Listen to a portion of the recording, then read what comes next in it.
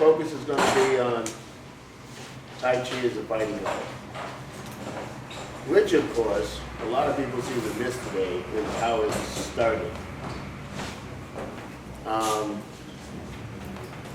Tai Chi came from Yang Luchan. Yang Luchan was a bond servant, i.e. rent-a-slave, to the Chen family for 30 years. His parents, apparently being very poor, decided to rent him out. And he was apparently a very good servant, so they allowed him to learn their family martial art, which was Chen family boxing, which was and actually still is sort of a segue between long fist and real Tai Chi. At 40 years old, they sort of rented him out at 10. When his bond was up, he didn't really have any skills except martial arts and farming. Not having a farm, that left him with martial arts. So he started refining the martial art that he had learned in the Chen village. Started specializing in a slow form, took out some of the explosive moves, started making all of the internal power development. We'll get back to that later. And was living in a pharmacy owned by the Chen family in Yunnan village in Guangping prefecture. And his first student of any means was a Wu Yuxing, whose family was renting the space to the Chens where they ran their pharmacy. And Wu Yuxing really liked this martial art that he was learning, and he decided, gee, I'll take my teacher and introduce him to my brother in the capital, so he brought Yang Luchan to the capital. And while there, Yang Luchan got involved in a number of spear duels and impressed a lot of people in the capital with his ability to defeat people with a spear without actually killing them. It's a good trick. And had a lot to do with sticking his spear to theirs, and they couldn't get it off until their own spear often was guiding back into cutting them, if not his sliding in and convincing them they'd lost before they'd been killed. Due to this ability with the spear was why he eventually first got a bunch of private students and then was hired to be the trainer of the Imperial Guards of the Forbidden City. It had nothing to do with empty hand, form, health, yada yada, everything people think of Tai Chi as. I mean, he was hired to teach the Imperial Guards due to his spear technique. Spear technique, relatively rare these days. In fact, in China, taught as long pole because they can't run around with spearheads. Brief commercial moment. Next trip to China in the fall, we are going to learn long pole. So if you want to learn long pole, come to China because the chances are, it's not like we can teach it here 18th Street. Can't teach it inside. So when we will teach it will be, who knows. So I would say if you want to learn the original Tai Chi martial art that made them famous, come to China with us next month. Yang Luchan and his sons continued to develop this martial art. They came up with the name Tai Ji Quan, Grand Ultimate Fist, referring to the grand ultimate principle of the balance of yin and yang, and stressing everything in the art went back and forth, heavy to light, forceful to yielding. The yin-yang changes within the art were stressed. At that point, you couldn't admit that you invented anything in China because the same way here, everybody wants everything new and improved. So salesmen have to figure out how to sell you the same old crap as new and improved. In China, anytime you invented anything, you had to say it was old and tested. So you'd come up with an ancient patriarch, from some manuscript from somebody who's dead, you can't argue about it. And the Yangs came up with Zhan Sanfeng, who was a famous Taoist of the Song Dynasty era, who actually was a very famous Taoist teacher, alchemist, left behind teachings. His teachings are, along with, I forget his name now, but anyway, were the founders of the Complete Reality School of Taoism, which is most of the sects of Northern Taoism, come under the teachings of Wu Dongpin and John Sun Feng. So he's a great guy to pick. And as they got famous in the capital, of course, as things happened, they spread out. The Chen family, for starters, went, oh, Tai Ji Quan, that's a catchy name. And all of a sudden, they added that to their family art and became Chen family Tai Ji Quan. And to this day, people think of it in China. It's even pretty much accepted as the original Tai Chi, except for the people of Beijing, who will point out that most of the aspects that you consider Tai Chi were founded by Yang Luchan, and the Chen family sort of picked up the name after he had made it famous. He and his sons had made it famous. And John Sun Feng was famous for having a hermitage and doing most of his work on Wudang Mountain. So eventually the story that he was the founder of Tai Chi worked its way back to Wudang Mountain. And the Taoists always being very practical. Instead of going, that's not true, that's not a bad idea. And suddenly they had their own style of Tai Chi with lineages going back to the 1200s in John Sun Feng. But it's a little telltale with the fact that nobody ever saw this Tai Chi until the late early 1900s, a few decades after the Yang family had come up with the story and made the name Tai Ji Quan famous. That's why I sometimes say John Sun Feng's kind of Mr. Clean of Tai Chi. It's a good advertising image. Yang Luchan and his second son, Yang Qianho, remained pretty much famous for their spear technique. And they would be training the Imperial Guards in spear, saber, some of the officers in sword. And you would learn the empty hand form as a basis to get the principles that you would apply to your weapon stand. His oldest son, Yang Ban Ho, became the most famous and probably the best empty hand fighter, the Tai Chi of any style. And any time he was number one as far as fighting with empty hands. No one was ever as good as him. He was famous for, when he was a teenager, there was a dog boxer who came to Beijing and was fighting the local fighters and beating them up, killing a couple. And his teenage friends wanted him to fight the guy, so he did. And he went, and when the guy latched onto his wrist with the grip as strong as a dog bite, he did a ward-off move, applied his internal energy. Legend has it the guy flew 10, 12 feet, hit the ground hemorrhaging. End of fight. So, of course, being teenage boys, they were very excited. And they threw him on their shoulders, and they brought him back to the father's hutong. They're jumping around the courtyard, and he runs into where his father is meeting with the community elders and such, bragging about winning this fight. His father grabs his wrist and points to where his cuff is torn and says, "Is this the real Tai Chi?" Goes back to talking to the elders, and from that point on, Yang Luchan never talked about his fights. He had them, but no more bragging about them from that point on. The example they used of that was there was a extremely muscular, strong, muscle man farmer that came to town and started advertising himself as the strongest man in the world and was fighting boxers, but he was specifically laying out a challenge to Yang Luchan. And Yang was avoiding it. Mentioned his family knew he had a bad temper. They go, look, ignore this guy. It's an ignorant peasant. He's some stupid farmer. You just ignore him.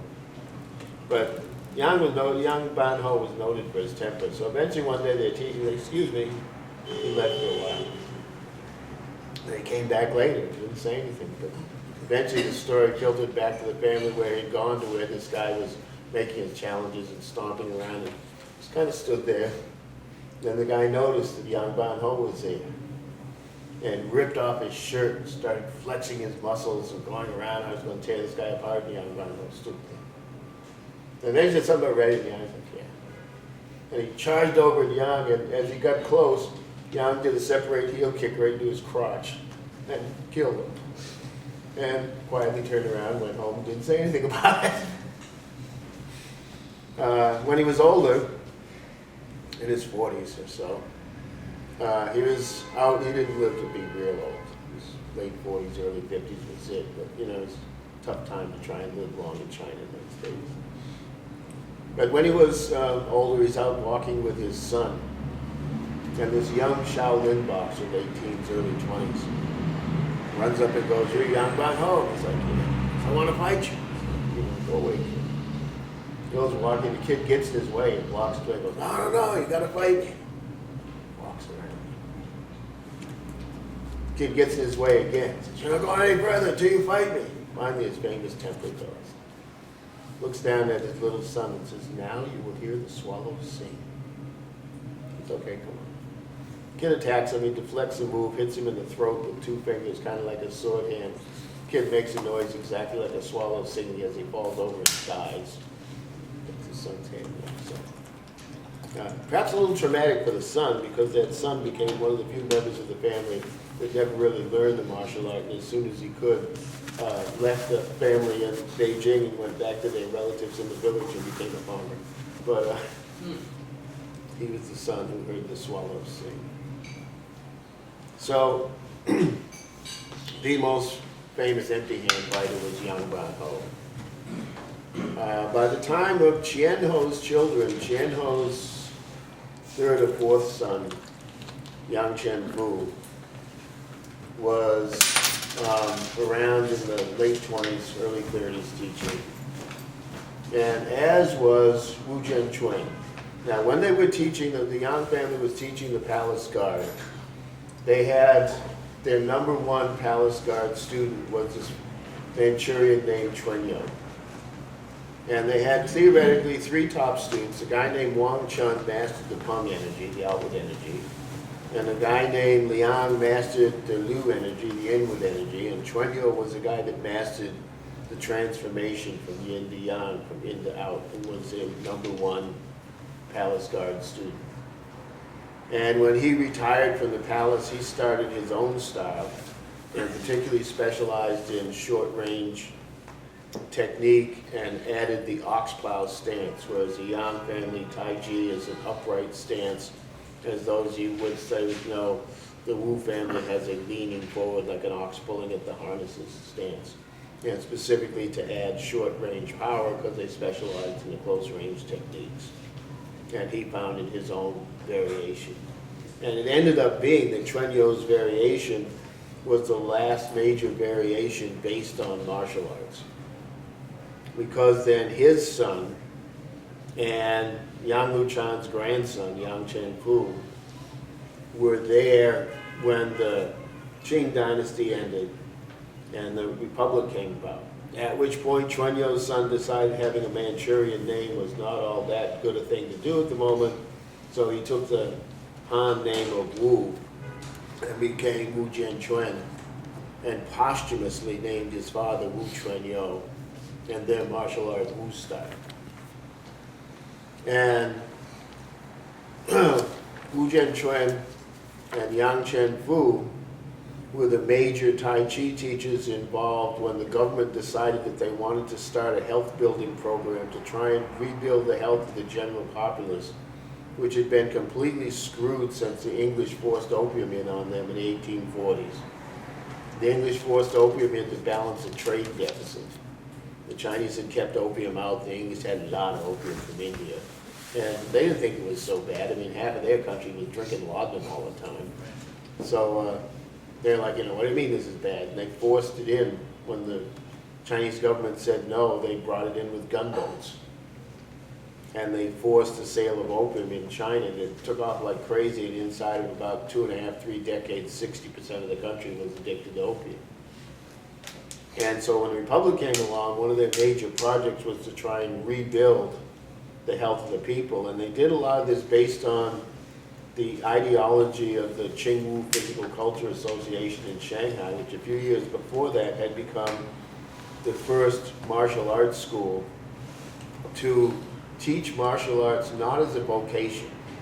Before that, you studied martial arts because you wanted to raise your rank in the military, become a security guard, a bodyguard, or a cargo guard. And it was vocational training.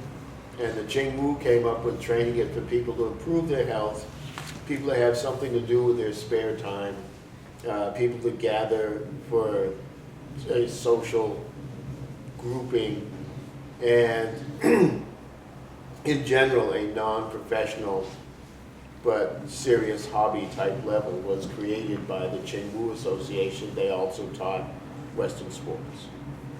And the government decided this was a good way to help build up the health of the people.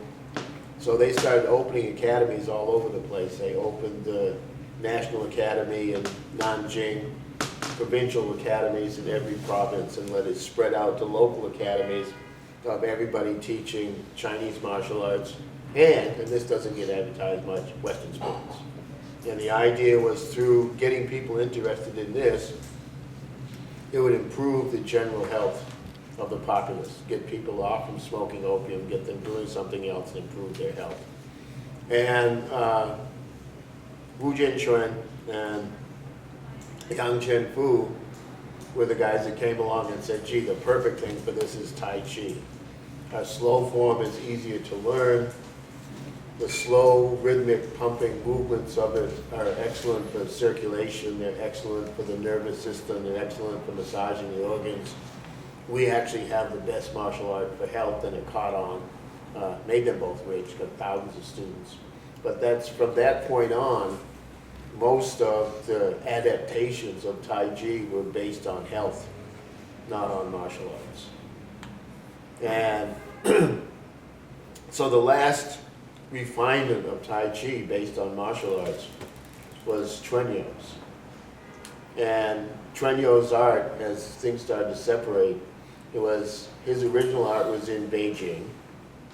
His son Wu Jianquan moved to Shanghai, modified the form a little, got involved in teaching for health at a really big school in Shanghai. And his son Wu Gongyi moved to Hong Kong, modified the form with modifications that the Beijing and Shanghai people think are horrible, but whatever. It became the Tai Chi system of Hong Kong and Southeast Asia. When Kung Fu first started to get big in the United States and you had everybody coming over doing Wing Chun, Choi Lei Fut, and Hung Gar, and a Tai Chi, the and a Tai Chi was always Wu Gongyi's Hong Kong Wu style. So it became known, the Beijing people wanted to separate themselves, so they started calling themselves Northern Wu style. We should keep in mind no one called themselves Southern Wu style. It's just the Beijing people were, well, we're north of Shanghai and we're north of Hong Kong, we'll call ourselves Northern Wu style. But it's kind of like Mahayana and Hinayana Buddhism. The Mahayana people make the distinction, no one calls themselves small circle Buddhism, then Theravedic Buddhism. But so there is no real Southern Wu style. No one calls himself that. They just call themselves Wu style. But we differentiate the original Trenyo Beijing system as Northern Wu style, and they, long time ago, founded their Northern Wu Style Association, which kind of cemented the name. And of course, we're lucky enough that Tina and I became disciples of Li Bing-Si, who was a disciple of Yang Yu-Ting, who was the man who organized it, categorized it, standardized the whole thing, taught Tai Chi for 70 some odd years, and was a student of Wang Mo Jai, who was the second top student of Trenyo himself. Had his son, Wu Jianquan, and Wang Mo Jai.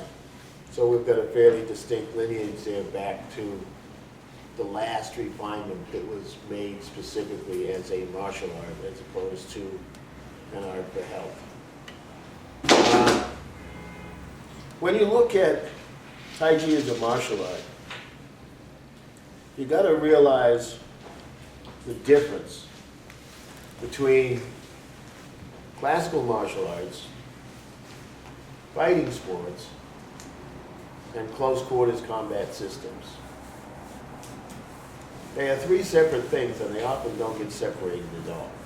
Especially seeing how the latest fight sport calls itself mixed martial arts. It kind of confuses the whole thing because it's not a martial art, it's a fight sport. It's a mixing of four other fight sports: boxing, wrestling, kickboxing, Brazilian jiu-jitsu. Fight sports are designed for a winner, a loser, a sporting event, something that's set up for spectators. That's why they had to give up the no time limits, because spectators weren't going to watch that long. They're designed to entertain the people while competing in a fighting type manner. They are fight sports.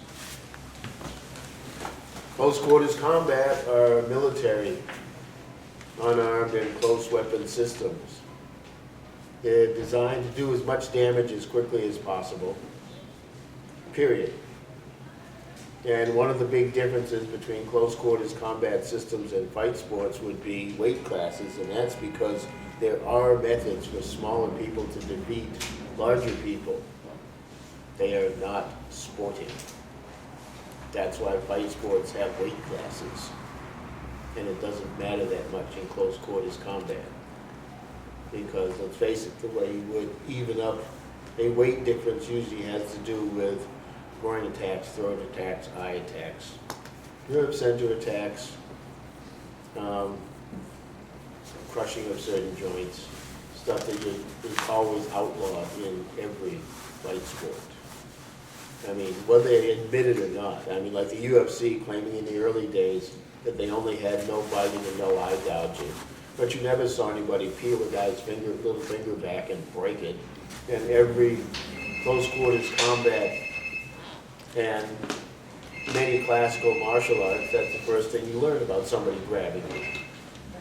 Take the weakest finger you can, bend it back and break it. Obviously in the dressing room they were told they couldn't do that, but it was never admitted.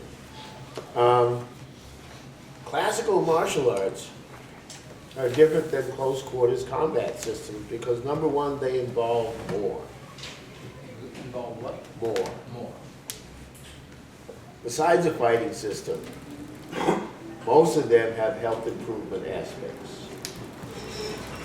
Most of them have philosophical aspects. Most of them are a learning of the culture that they came from. So it's a cultural learning aspect to it also. And from when they began as close quarters combat systems, all close quarters combat systems are designed for their time and place. So often they involve techniques that are tradition, are good for your health, work just fine against opponents of the time and place, but don't necessarily work that well in the current time and place. Because every martial art was designed for the time and place that it was designed. Those techniques come under cultural heritage training, which is a part of martial arts. And that's why a study of classical martial arts is different than a study of close quarters combat training. Close quarters combat training is not going to get involved in philosophy. It's not going to get involved in improving your health. It's not going to get involved in cultural and heritage learning. It's going to just be involved in destroy as quickly as possible. So it's good to differentiate between fight sports, close quarters combat systems, and classical martial arts. And obviously, Tai Ji Quan is a classical martial art. Now, as such, some of its techniques work just fine. Some of them don't. For one thing, you have to deal with the fact that almost every martial art in the world now has adapted the left jab. The jab is the art of the uncommitted punch. It is the genius of Western boxing. Before Western boxing, pretty much all martial arts, and definitely all Asian martial arts, the basic rule was you don't strike unless you fully commit that strike. So things that are designed to deal with the fully committed strike don't work on the uncommitted strike.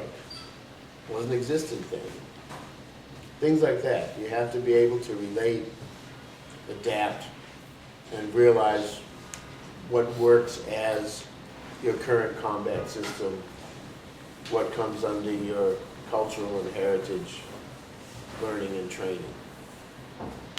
Now the thing with the trademark of Tai Ji Quan and Baguazhang and Sheng Yi Chuan is that they use internal power. And people have to differentiate. There's a lot of confusion, internal, external, hard and soft. Whereas some of you that have been around a while have heard this ad infinitum and have realized that there is no end. You'll hear it over and over and over again. But internal and external power development. External power development, basic athletic training. Muscular contraction exercises for strength, aerobic exercise for stamina, repetitive hand-eye coordination drills to develop unconscious reflexive action for speed. Basic athletic training. Internal replaces this with mind intent, weight momentum, pumping of the bodily fluids, occasionally actual energy discharge, although that is kept at a minimum because that stuff is life force energy and you don't want to waste it, for strength. Relaxation and diaphragmatic breathing for stamina. Whenever possible, speed is replaced with timing and positioning. What speed there is a byproduct of the relaxation, and there is no unconscious reflexive action. Everything is conscious action. And getting this conscious action brings us to another point where it involves requiring a certain amount of some type of competitive practice in which you can go through a time period, and how long a time period is depends on the person. You know, everybody's different, everybody has different talents, picks up things at different rates of speed, but you must go through some time period where your focus is staying conscious, not on winning in this competitive practice. And of course it becomes a little bit of ego training because you usually feel, gee, if I went back to my basic athletic type training, I could hold my own and maybe defeat this person without getting my ass kicked repeatedly doing this conscious thing, but the idea is live with it. Because the unconscious reflexive action guy has see, gap, do. Conscious action guy has see, gap, think, gap, do. So it's taking more time. And you have to train until the gaps between see and think and do start to close, which they will if you force yourself to stay conscious. When they get close, suddenly you can deal with the fact that the unconscious reflexive action person is stuck in that action. Once it begins, they can't do anything else until it's over. And if you can see what's happening, change your mind, flip the switch, do something different, you can catch them in that action and become conceptually faster once you close the gaps. And of course that's a major part of what push hands is about, which we'll be working on tomorrow, is about giving you something competitive to close the gaps without getting punched in the chops repeatedly, just getting pushed. But you got to do something that closes these gaps. And that's where the conscious action comes in. That's where my Fighting for Health program comes in. We haven't done it that much, but one of my favorite exercises in Fighting for Health is have a couple guys spar and then sit back and say, tell me what you did. Because if you have conscious action, you may not know everything, but you know the basic idea. I kind of did this, you kind of did that, and then we did that. And it's amazing to people that go, I don't know. Because if you're on unconscious reflexive action, you don't know. You just went on this reflexive action and it happened, and you don't know what happened. It's one of my favorite exercises in that particular program is how to test whether you're doing conscious or unconscious action. So you have your internal and external power, and Tai Chi, Bagua, and Xingyi are all internal power. Then you have hard and soft, which are not the same thing. They're a completely different aspect of your martial art. Hard and soft are how you deal with power or force thrust against you. Hard, my force meets your force head on and overcomes it. Soft, give before force, come back when there is no force against you. Tai Chi is internal and primarily soft. A few techniques here and there are hard. It's not 100%, but it's primarily soft. Xingyi is internal and 100% hard. You develop a giant internal force and you crush whatever's in front of you. That's why it's simpler to learn in concept, but not simpler to develop to actual use than the other two. And Bagua is famous for the fact that it's internal and switches between hard and soft continuously, sometimes in waves and sometimes in milliseconds. So I have internal and external, hard and soft. And Tai Chi, internal, primarily soft. And because it's primarily soft, is what makes it the most difficult of the three to fight with, because of the hard aspects. You can be doing techniques designed for the hard aspects of internal and do them external and they're still kind of work. Whereas if you're trying to do soft technique and you get hard, it doesn't work. So Tai Chi fighting kind of demands that you maintain your internal principles if it's going to work, which is why it becomes more difficult to learn to fight with than the other two. I also want to point out that I shouldn't have to, but unfortunately in this day and age you do have to, that you don't actually learn to fight unless you fight. You can do form, exercises, and push hands for your entire life, and you still won't be able to fight for crap unless you do some type of contact sparring. It doesn't have to be full contact per se, but unless you do some type of contact sparring, you do not learn to fight. And I mean, I don't know how many Tai Chi teachers out there actually telling people, do your form and push hands, and the fighting will come automatically. And it's like, probably the biggest BS in the arts. Because it just doesn't happen. You know, if you want to learn to fight, you got to fight. It's not mandatory to learn to fight. In this day and age, the chances of actually getting in an empty hand fight in your lifetime get less and less and less by the moment. In this country, they're getting close to nil because no one knows it and everybody's afraid of it. And don't let me get started on the pacification of the American male, or we won't get to anything else. But, you know, so it's not necessary, but the idea is don't fool yourself into thinking that you can fight when you haven't trained for it. As long as you're not caught up in some fantasy and get yourself hurt. It's like the close quarters combat system they had when I was in the Army. Luckily, they have upgraded it tremendously. But when I was in the Army, it was completely nonsensical and complete crap, and it would never work. And luckily, the sergeants knew that.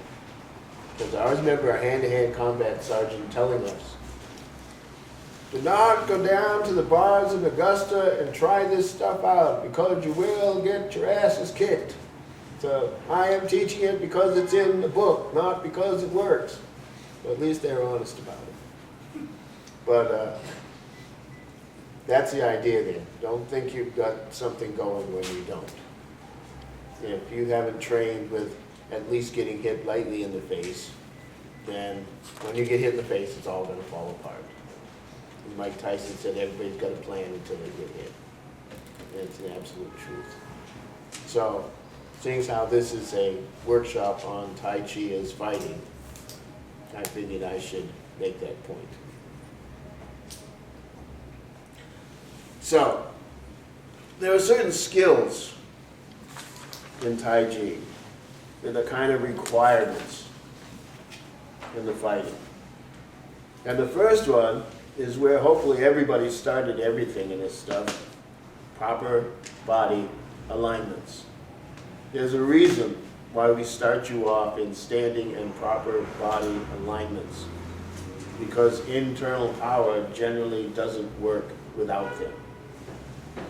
So getting that basic Knees bent, hips tucked and free, spine straight, occiput flat, chest, shoulders, and abdomen relaxed. That kind of is paramount to making this stuff work. Beginning skill you must have is proper body alignments. And with that comes, of course, proper breathing, diaphragmatic breathing. You want to breathe with your diaphragm. Besides the fact that it's a third more oxygen efficient, because diaphragmatic breathing is the only way to open up the bottom third of the lungs, which is why it's taught to opera singers and horn players also. But on a martial arts sense, that diaphragmatic breathing of breathing in your low waist instead of in your chest is a major point of getting your rooting, of lowering your center of gravity. If you're breathing in your chest, your center of gravity is in your chest. If you're breathing with your diaphragm, your center of gravity drops around the middle of your body. Diaphragmatic breathing, hip crease, and feeling your weight in the bottom of your feet are what makes rooting. And of course, part of the game becomes, when it's an internal fighter, a lot of people miss the point, part of the game is, can you keep your breathing down and make his go up? It's a whole part of the game. Once you see his chest pumping, then you attack low, because he's like an upside down triangle. So that breathing thing, as well as being for oxygen efficiency, is also for lowered center of gravity and rooting. Then I mentioned that one of the power plays was a pumping of the bodily fluids. That becomes a major power device. Like I said, even if you have learned how to discharge chi, you don't want to do it very much. It's up to life force energy. You discharge a lot of chi to show off in fighting or medicine. And you end up dying young, because you have chi, you're alive. You run out of chi, you're dead. So the last thing you want to do is waste the stuff. So even if you have learned how to discharge it, you don't really want to do it unless you absolutely have to. Which makes your mind, intent, weight, momentum, and pumping of the bodily fluids how you develop your power. And the big one, mind, intent, and weight momentum are relatively simple. Weight momentum, shifting your weight into power and shifting your weight out away from power. Mind, intent, focused, conscious movement. Pumping of the bodily fluids. You've got 4 major fluids and 4 major pumps. Shifting your weight pumps your blood. A coiling of the muscles, along with a squeezing and stretching of the lymph node areas, pumps your lymphatic fluid. Henceforth, the constant coiling in your internal arts. And the closing and opening of the quad, and the closing and opening of the armpits. Pumping of the lymph nodes and coiling the muscles pumps your lymphatic fluid. Learning to pump your joints, which we refer to as compress and expand, is how you pump your synovial fluid, or the lubricating fluid of the joints. And that's just a practice of learning how to do it. It's like my basic elbow action is flexion and extension. There's expansion and compression. And you learn how to do that through as many joints of your body as possible. Little tiny bit of movement in each of the joints. When you do that, you're stretching the ligaments which connect bone to bone. When you stretch the ligaments, you also stretch the synovial membrane which encapsulates the joint. Health aspect, at that point, if that joint needs synovial fluid, the membrane will secrete it. So the expansion part's very healthy. In fact, when you hear of the internal arts being good for joint disease and joint injuries and whatnot, not unless you have the compress expand. That's what it does for joints. Expansion part of it puts in the synovial fluid, which then gets your skeleton to work like a well-oiled machine. Well-oiled machines last longer. For arthritis, if you've got enough fluid in the joints, the bones don't bang against each other, so they don't wear away where the arthritis is deteriorating and if they don't touch each other. What it does for joints has to do completely with having this expansion. Once you have the expansion aspect, you can use the compression to actually compress the fluid against the wall of the joint and then release it. hydraulic compression power, using the synovial fluid of your skeleton system as the hydraulic fluid. And often this gets passed off as chi power. No, it's body mechanics. It's just hydraulic compression power using the synovial fluid as your hydraulic fluid. Slightly more subtle is the pumping of the cerebral spinal fluid, which is done with a slight bowing and springing of the spine. Slight bowing and springing of the spine will pump the cerebral spinal fluid. Now you hear in internal training the talking of opening and closing. Opening and closing is combining a stretching in and stretching out of the tissues, your flexing and extending of the joints, your compression and expansion of the joints, and your bowing and springing of the spine together. And all internal forms that are actually classical forms designed by people that know what they were doing have a natural rhythm of this opening and closing. Closing and opening. And you can feel it as you go through the forms. And one of the advantages of Tai Chi doing its slow form, which of course the trademark of Tai Chi is its slow form. All forms you learn slow, and then the others after you learn them, you speed them up. Slowly and carefully, first correct, then fast. That may be called the rule. But Tai Chi, the form always stays slow, which always makes it really easy to find this opening and closing rhythm once you know you're looking for it. And working this opening and closing rhythm in your form is how you get these fluid pumps happening. And they are a major, major power device with these fluid pumps. Another skill of Tai Chi fighting is calming of the nervous system. And this is something that we get into to some extent in my self-defense courses. When physical violence actually happens, you have a tendency for your body to blast your system with a chemical compound, with adrenaline, endorphins. Somebody who knows more about body chemistry than me could explain more, but it's like a chemical cocktail that hits your system. And when it does, it can really screw you up. First off, you'll most likely hit a freeze point. And after freeze, maybe a flail point. And for primitive man and completely untrained people, I mean, there's a reason for this. You hit the freeze point because a lot of big animals that wanted to eat you could only see movement. You hit the flail point because if you don't know how to do anything else, flailing around might keep them off you. Your arms and legs start going numb because if an animal's ripping the shit out of your arms and legs, they're going numb because the blood's coming out of them and going to the center of your body, and you will bleed less. But for somebody trained in martial arts, it's absolutely death to all of your training. You're not moving quickly, you're not doing what you're supposed to, your arms and legs are going numb, your brain is freezing up.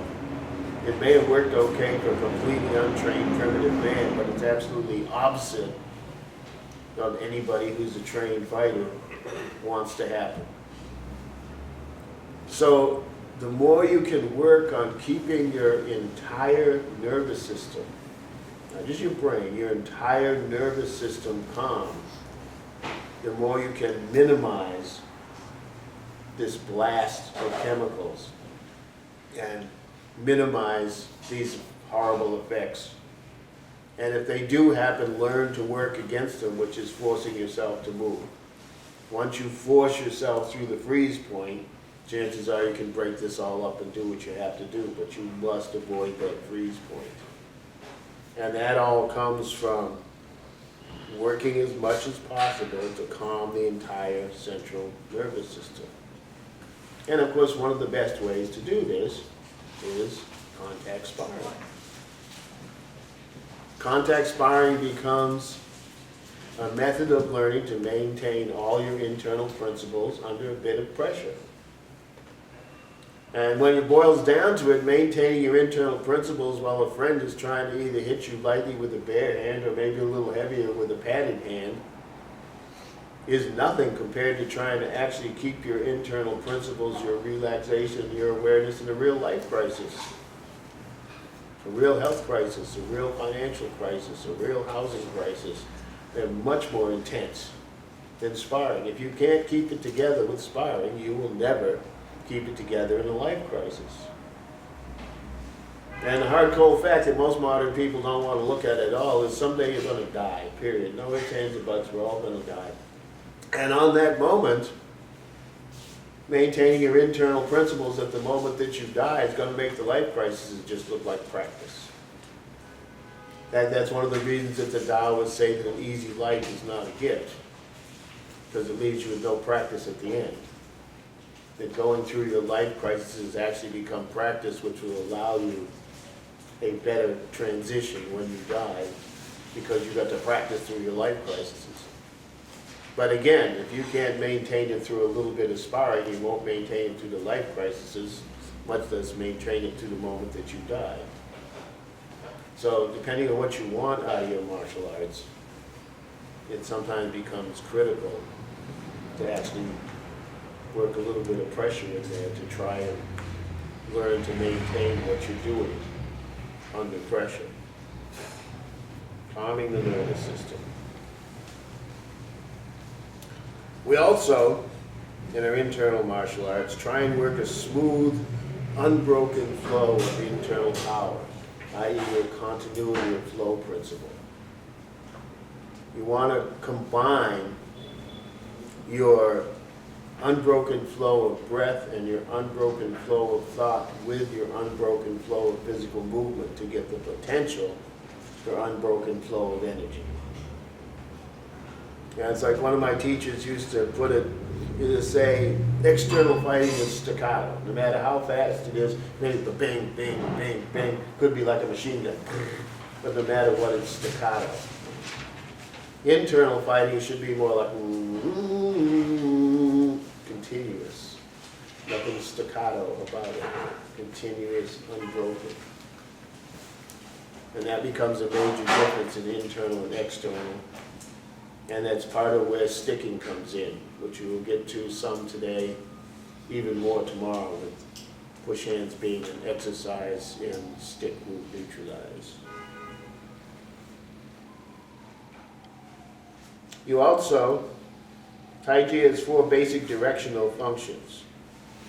Usually thought of as Pang Lu Ji on, ward off, roll back, press, push. Basically though, they're upward, backward, forward, downward. And you want to learn to combine and separate them smoothly. Another part of Tai Chi fighting is the ability to combine and separate these 4 actions smoothly.